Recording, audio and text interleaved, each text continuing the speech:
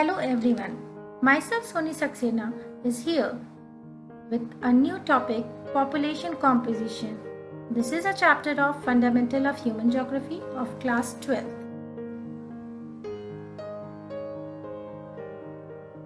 Children, you can see so many people here in this picture. Yes, people of any country shows diversity in many respects. So today we are going to learn about population composition. As you know that each person is unique in his/her own way. People can be distinguished by their age, sex and their place of residence.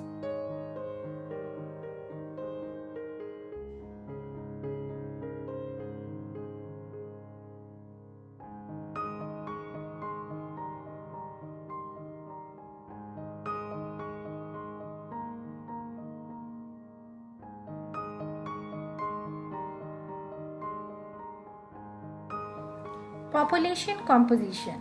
Children, let us understand what is population composition. As people of any country, they are diverse in many respects. Each person is unique in his own way. People can be distinguished by their age, sex, and their place of residence. The entire gamut of people residing in a particular place, along with their growth, distribution, and variety, may be termed as its population composition.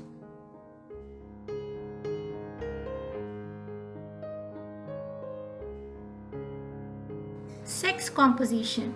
The number of women and men in a country is an important demographic characteristic. The ratio between the number of women and men in the population is called the sex ratio.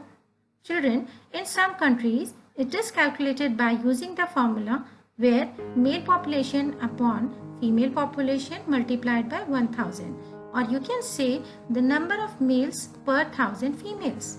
But when we talk about our country India, the sex ratio is worked out using the formula where female population upon male population multiplied by 1000, or again we can say in the simple term the number of females per 1000 males. The sex ratio, it's an important information about the status of women in a country. In regions where gender discrimination is rampant, the sex ratio is bound to be unfavorable to women. Such areas are those where the practice of female feticide, female infanticide, and domestic violence against women are prevalent. Children, you must remember that more women in the population does not mean that they have a better status. It could be that the men might have migrated to other areas for employment. On an average, the world population reflects a sex ratio of 990 females per 1000 males. The highest sex ratio in the world has been recorded in Latvia, which is 1187 females per 1000 males. And in contrast, the lowest sex ratio occurs in UAE, which is 468 females per 1000 males. In general, Asia has a low sex ratio. Countries like China, India, Saudi Arabia, Pakistan, Afghanistan have a lower sex ratio. On the other extreme is greater part of Europe, including Russia also, where males are in minority.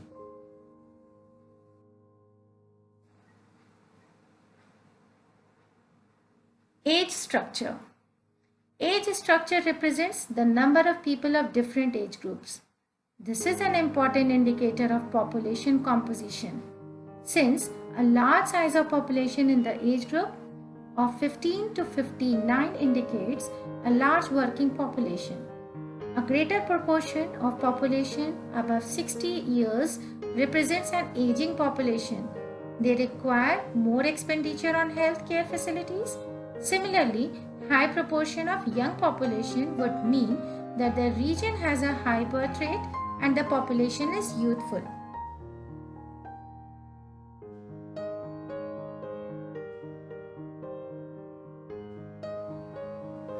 Age-sex pyramid. The analysis of population in terms of age and sex groupings is represented by age-sex pyramid. It's also known as population pyramid. It gives a clear idea about the proportion of people in different age groups, male-female ratio, birth rate, death rate, trends, etc. The proportion of male to female affects the rate of population growth through the net reproduction ratio. This measures the rate at which the females is being replaced by girls who would in turn be wives. The shape and size of the age-sex pyramid varies among countries with difference in socio-economic status. Factors like birth rate, death rate, migration, war, famines, population policy, etc. affect the shape of the population pyramid.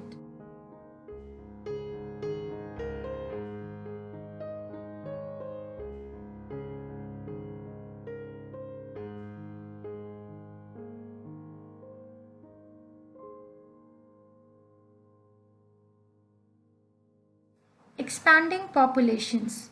The age-sex pyramid of Nigeria, as you can see, is a triangular shaped pyramid with a wide base and is typical of less developed countries. These have larger populations in lower age groups due to high birth rates. If you construct the pyramids for Bangladesh and Mexico, it would look like the same of Nigeria.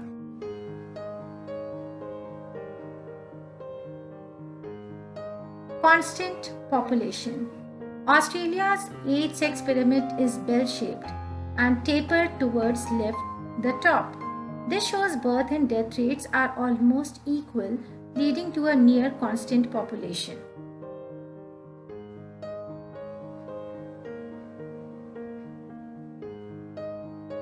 Declining populations.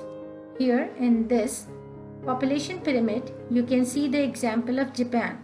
The Japan pyramid has a narrow base and a tapered top showing low birth and death rates.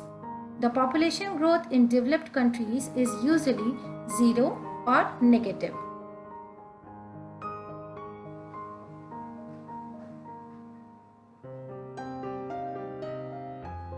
Rural-urban composition. The division of population into rural and urban, it is based on the residence, and this division is necessary because rural and urban lifestyles differ from each other in terms of their livelihood and social conditions. The age-sex occupational structure, density of population and level of development vary between rural and urban areas. So the criteria for differentiating rural and urban population, it varies from country to country. In general terms, rural areas are those where people are engaged in primary activities, and urban areas are those when majority of the working population is engaged in non-primary activities.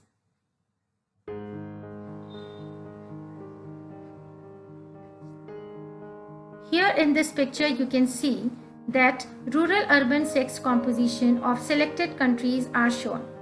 The rural and urban differences in sex ratio in Canada and West European countries like Finland are just the opposite of those in African and Asian countries like Zimbabwe and Nepal. In Western countries, males outnumber females in rural areas and females outnumber the males in urban areas. Children, in countries like Nepal, Pakistan and India, the case is just reverse. The excess of females in urban areas of USA, Canada and Europe, it's a result of influx of females from rural areas to avail of the vast job opportunities. Farming in these developed countries is also highly mechanized and remains largely a male occupation. By contrast, the sex ratio in Asian urban areas, it remains male dominated due to the predominance of male migration. It is also worth noting that in countries like India, female participation in farming activities in rural area is fairly high. Shortage of housing, high cost of living, paucity of job opportunities and lack of security in cities discourage women to migrate from rural to urban areas.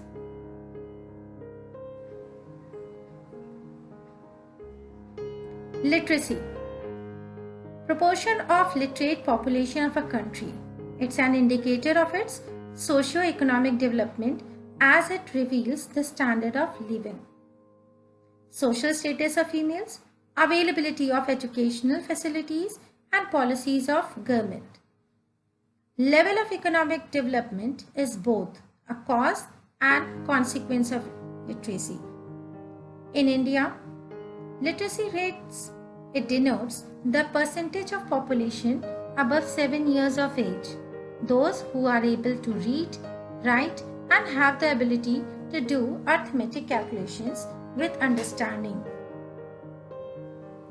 Occupational structure. The working population, which include women and men, which lies in the age group 15 to 59. They take part in various occupations ranging from agriculture, forestry, fishing, manufacturing, construction, commercial transport, services, communication, and many other unclassified services. Agriculture, forestry, fishing, and mining, they are classified as primary activities. Manufacturing as secondary, transport, communication, and other services are tertiary, and the jobs related to research and developing ideas are quaternary services or activities. So let's test yourself. Which country has the highest and lowest sex ratio in the world? Which age group forms the working population? Name the country where sex ratio is unfavorable to women in the world. How is sex ratio measured in India? These are the answers, children. First is Latvia and Qatar. Second, 15 to 59 years. Third, Qatar is that place which is unfavorable to women. That's 311 males per 100 females. And the last fourth answer is female population upon male population multiplied by 1000.